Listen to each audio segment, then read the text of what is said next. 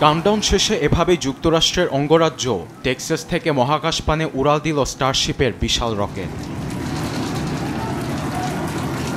মঙ্গল গ্রহে মানবজাতিকে পাঠানোর স্বপ্নে নবম পরীক্ষামূলক উৎক্ষেপণেও মাঝপথে নিয়ন্ত্রণ হারিয়ে ৩০ মিনিটের মধ্যেই রকেটটি বিস্ফোরণ হয়। রকেটের প্রোপেলান্টে লিক থাকার কারণে এমনটি হয়েছে বলে জানিয়েছে বার্তা সংস্থা রয়টার্স। এতে মহাকাশে পৌঁছে রকেটে ধরে যায় আগুন। এতে স্পেসএক্সের স্টেশনে বসে কর্মীরা দেখতে পায় সিস্টেমে ত্রুটির দৃশ্য। মহাকাশে বিস্ফোরণের কারণে ৪০৩ ফুট রকেটের ভারী যন্ত্রাংশ আছড়ে পড়ে অনেক জায়গায়। আন্তর্জাতিক গণমাধ্যমগুলো বলছে কিছু কিছু ধ্বংসাবশেষ ভারত মহাসাগরে গিয়ে পড়েছে।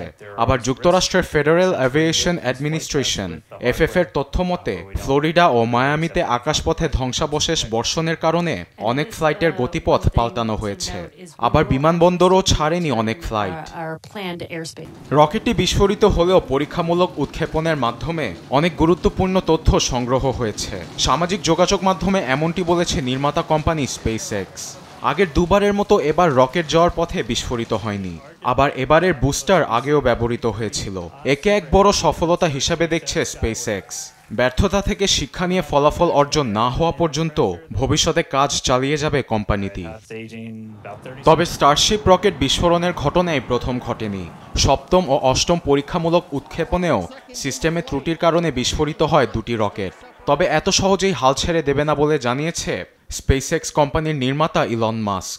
মঙ্গল গ্রহে মানবজাতি পাঠানোর স্বপ্ন খুব দ্রুতই বাস্তব হবে বলে আশাবাদী ইলন। আরবেদ আফসার, নিউজ ডেস্ক, দেশ টিভি।